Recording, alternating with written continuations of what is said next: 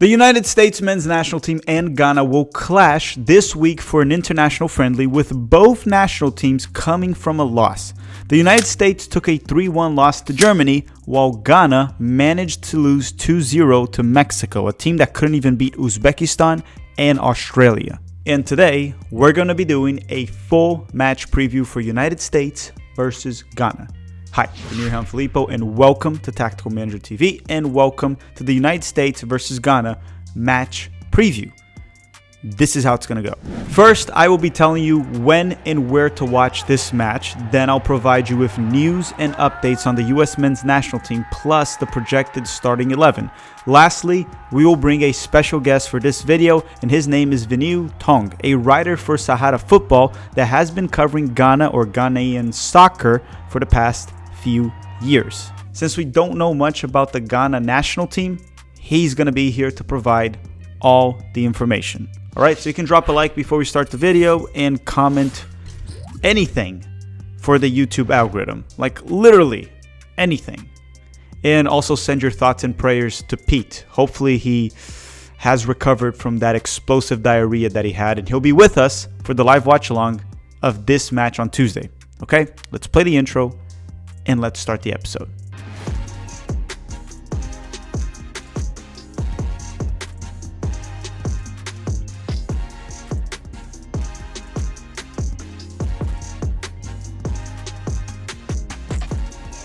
The U.S. men's national team is set to face Ghana this Tuesday at 8:30 p.m. Eastern Time at Nashville, Tennessee. If you're in the United States, you can watch this match on TNT, Peacock, Universal, and Max. You know, the HBO streaming service that they just changed their name to Max. Like literally, it's just Max. And nothing against anyone called Max. It just doesn't really sound like a streaming service, but that's just me. And of course, we will be doing a live watch along here at the channel, and hopefully we will have Pete back, as I believe he is fully recovered from the explosive diarrhea. So in the past, the US men's national team has actually faced Ghana 3 times in World Cups, and actually in recent history. I mean, from recent history, I mean from when I started watching the World Cup, because you know, I'm not that old. The first World Cup that I was old enough to watch was the 2002 World Cup. But let's dive into that. Back in 2006, the United States faced Ghana in the World Cup group stage, where Ghana would end up with a 2-1 victory. Clint Dempsey was the one that scored for the United States in that occasion, and the United States was also knocked out in the group stage. The following World Cup in 2010 at South Africa, the US men's national team would go on to face Ghana again, but this time for the round of 16, which we ended up losing 2-1 to Ghana, with a victory for the Ghanaian side at extra time. The match itself was 1-1 during the full 90 minutes, but Ghana was able to advance. Landon Donovan scored for the US men's national team off a penalty kick. Then in 2014, the United States and Ghana faced each other again for the 3rd consecutive World Cup. And this time, it was once again the same way in 2006. It was in the group stage, and the US men's national team would get a massive 2-1 victory with a late goal scored by no one less than John Brooks. You know, the guy that Greg Berhalter does not like very much.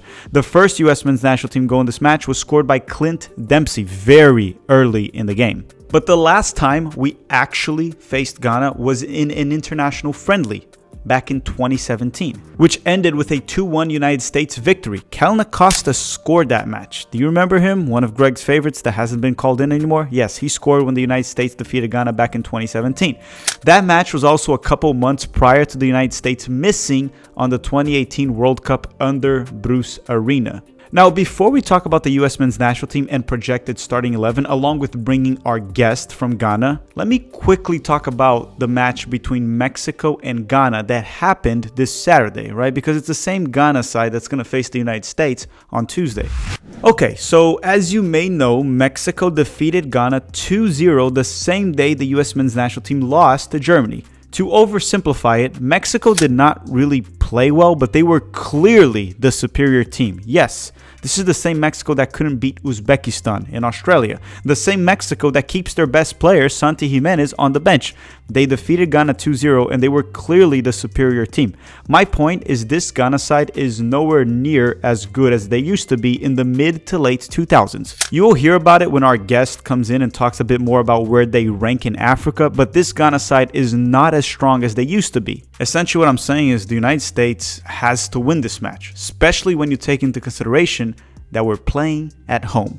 And with that said, let's talk about the US men's national team. And at the time of this recording, there are no injury updates for the United States. It seems like everyone is healthy and hopefully it stays that way. So let's talk about the projected starting 11, the players I think Greg Berhalter will put out to face Ghana. So against Germany, he went with a 4-3-3 formation that at times looked like a 4-2-3-1, and on the defensive shape, it even looked like a 4-4-2 with Reina very high up the field with Balogun. But anyhow, the starting 11 was Turner on goal, Scally on the right back position, Dest on the left back. The two center backs were Richards and Tim Ream.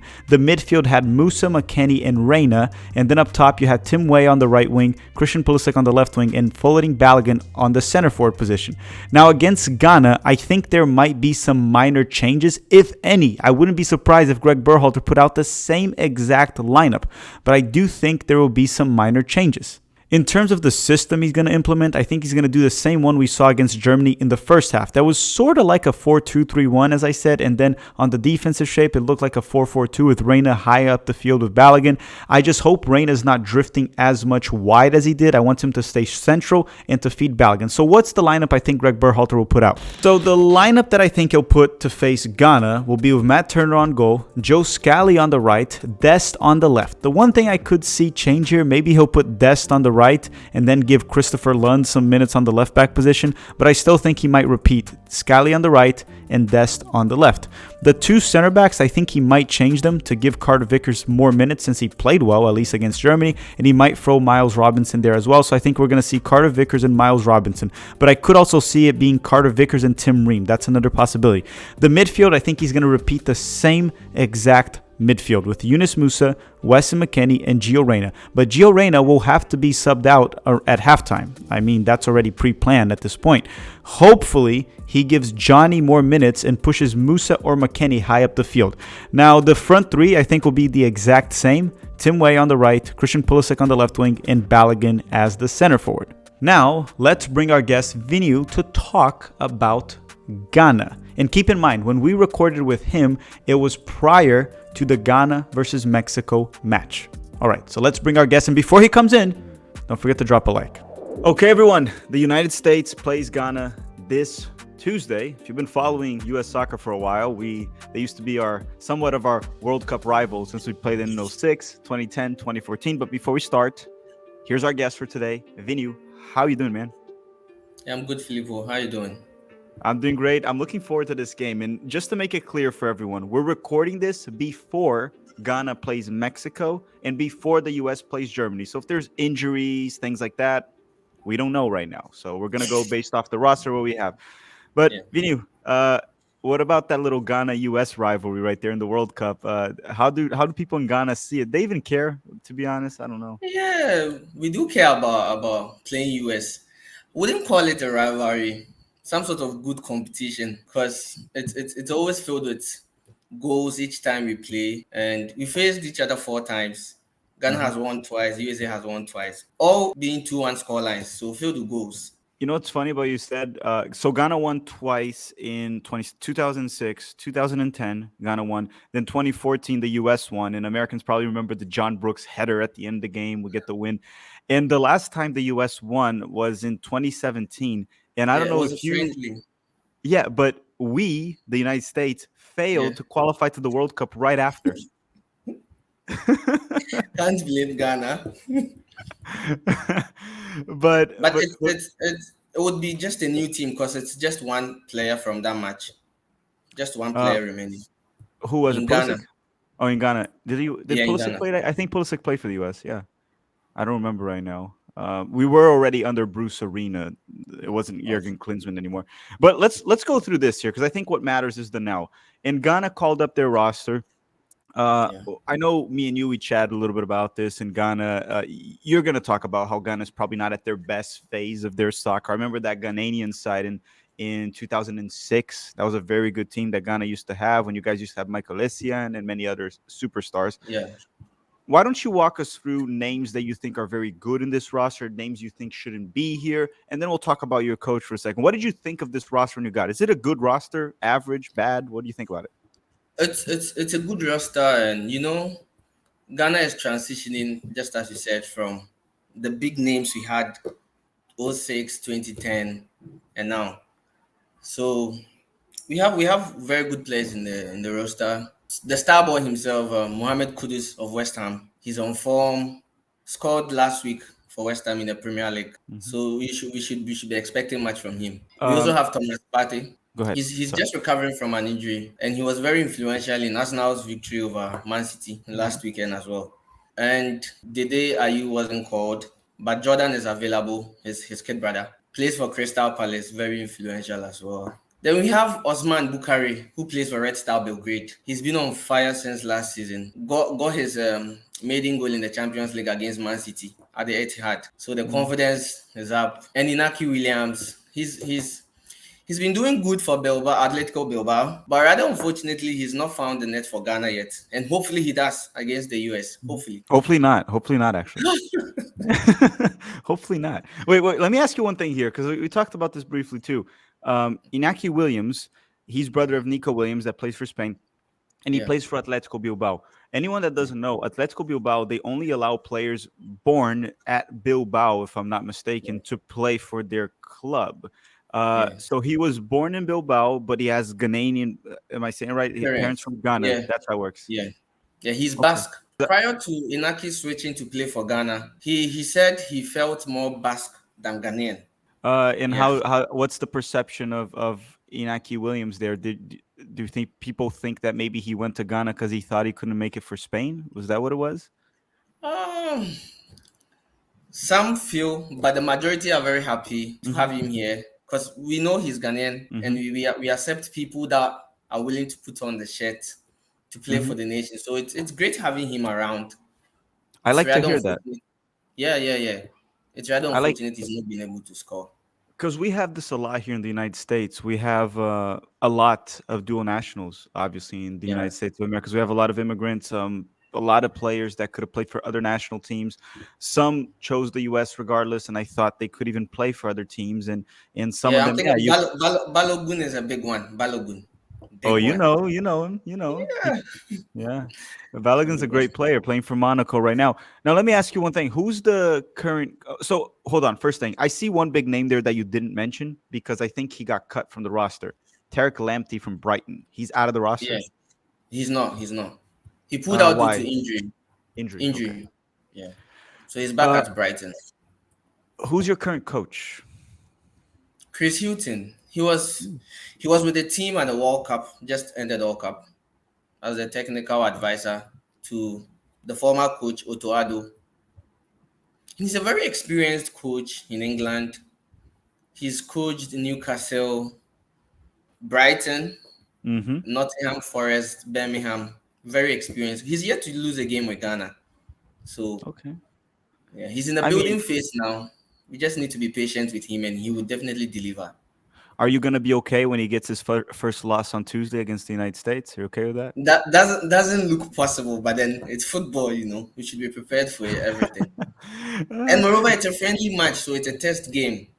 Hopefully, he doesn't lose in a major competition. True. We'll It's a let it friendly. slide. We'll let it slide. Let me ask you one thing here. You talked about how Ghana is transitioning now. This is Yeah, probably not the strongest side Ghana has had in the past like 10, 15 years. And you yeah, did mention some young talents right there. Mohamed Kudos is a fantastic player in the Prem, and there's other young players too, and dual nationals that you guys got too that play in Europe. So let me ask you this: where do you see Ghana ranked right now in Africa, yeah, and why? And if you can mention a few nations, they're like their national team is better than ours right now. yeah. So currently, Ghana is ranked 11th in Africa and Hmm. 60th in the world. Not so good for Ghana because Ghana is a footballing nation. Football is our way of life. And being 11th, that is the actual picture now. We are just not good as we used to be. But in the coming years or few months, I'm very positive in this squad and the technical team as well, because it's a new team. We are trying to find our feet, and they are doing good. And this team happens to be very young as well. Players like Nuama from Lyon, FC Lyon. He just signed from FC Northern. Very young players, all getting the opportunity to showcase what they have. So with time, they would be good. We just need time for them to gel. Hmm. And we have experienced players like Thomas Partey helping the younger ones. So yeah. But then countries like Morocco, Senegal, they're doing way better than us now. That's the reality. We can't hide from it. They're doing way better now. But with time, we've been Uh, drawn against Egypt in the AFCON. good. Hopefully we can score them, and we are looking forward to winning the AFCON. It might sound too Optimistic. too positive, but yeah, I mean, you gotta we do believe, right? I mean, look, yeah, we I'm do pretty believe. sure didn't I believe Herve Renard won the African Cup of Nations with what was it? It was a nation He no one won expected. Herve Renard was in charge of a Zambia. national Zambia. No one expected that. Yeah, Zambia. Yeah, He won with two countries. Yeah. He won yeah, with Zambia, Zambia but Zambia was the surprise one. and the surprise one. Hmm. And fun fact, Henry now was with Ghana in 2008. He was part of Ghana's technical team with Coach Claude Leroy. Yeah. Vinu, let me ask you one thing too, because I talked about this a little bit off camera, and this is a little bit outside of this game. I want to move out of the U.S. Ghana game for 1 second, very quickly. I've been dreaming of one day a country outside of UEFA or CONMEBOL to win the World Cup. And then when I look into countries, I really hope the United States can win a World Cup in my lifetime. I don't think we're close, in my opinion. I think we're better than we've ever been, but I think we're not close to winning a World Cup. And I think 99.9% of people agree with me on that. Japan has been improving amazingly, and I think they're better than the US right now, but I also don't think Japan is close to winning a World Cup. And Africa, too, I think as a continent, right? Africa is not a country. Africa, the continent, I think there's always a few nations there that have a chance of, or the potential and the talent. And we saw Morocco make a deep run in this World Cup. Didn't win it, Morocco. lost in the Yeah. semifinals. So my question to you is this: in terms of African soccer or African football, which nations do you see that are doing a tremendous job with youth development and that you're like, watch out for this national team because I don't know if they're going to win a World Cup, but they could pull a Morocco in 2026, 2030. Can you give us one or two? Currently, I would say Morocco and Senegal for Senegal. Africa. Morocco is the closest. Senegal follows next. The Mm. two countries are very close because they are getting the basics right from their youth football development through to their senior national teams. So I would tip Morocco and Senegal. So Morocco in the World Cup of 2026, you talked to me before that. That was no accident. You told me off camera that they've been working on this for a long time. And of course, making it to the semifinals is tough, but you were like their success was going to come at some point. And Morocco, you said, was one of them. And you think Senegal is on that track? Yeah, they are very capable. Senegal is very capable. Looking at the squad they have and looking at the youth players coming in, they are very capable. Another nation that is producing a lot of young talent that I think people haven't really taken notice in Africa is Gambia. Gambia is producing a lot of young talent. Yeah. But I'm going to then have to now watch out for that. Senegal, Morocco. Yeah, Senegal, Morocco. Senegal, Morocco. So, Vinu, Hopefully Ghana last soon. Ghana, oh, hope I grew up there in the 2000s watching a very good Ghana side, and I hope Ghana Yeah. gets back to that. Ghana and Ivory Coast were very good in that time. Yeah. Both of them were Yeah. very good. Now, last but not least, for this match, you already told me that Ghana does care about this game, that you're preparing for the African Cup of AFCON. Nations. What's your score prediction for United States versus Ghana? Who do you think will win? Will it be a draw? And by how much will the United States win? I would I would say it would be a draw. Not a goalless draw. Yeah, cause This fixture is filled with goals, so possibly 2-2 or 1-1. Yeah. Perfect. Everyone, thank you very much for watching. Drop a like before you go, and I'm putting Vinny's handles on Twitter, so you can go follow him on the description of this video. Thank you for watching. All right, everyone, thank you very much for watching. Don't forget, we will be doing a live watch along on Tuesday for this match between the United States and Ghana, so stay tuned for that. Subscribe. We'll be doing all of that here at the channel. Don't forget to drop a like in this video before you go. Drop a comment. Do whatever you want. Thank you for watching, and have a great day.